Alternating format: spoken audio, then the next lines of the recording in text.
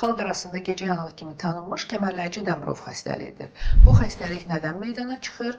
Təhlükəlidirmi? Xəstəlik zamanı dermatoloqa müraciət etmək lazımdırmı? Əslində gecə yanığı, yəni gerpes zoster, uşaq vaxtı keçirdiyimiz su çiçəyi infeksion xəstəliyinin viruslarının yatmış haldan aktivləşərək, oyanaraq orqanizmdə yeni bir infeksion formada, yəni kəmərləyici Dəmirov formasında təzahürüdür. Kəmərləyici Dəmirov özünü necə büruzə verir?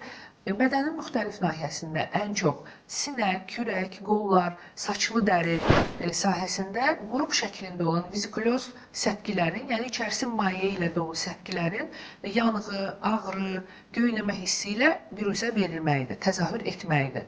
Xəstələr adətən bunu bir uçuq xəstəliyi kimi qəbul edirlər və vaxtında dermatoloqa müraciət etmirlər. Burada bir nüansı qaçırmaq olmaz. Gerpes zoster sinir ucları boyunca, qanqlionlar boyunca səpkilər olur və sinir qıcıqlandıqca şiddətli şəkildə ağrı verir və sonradan ağırlaşmış nevralgiya formasında özünü göstərir.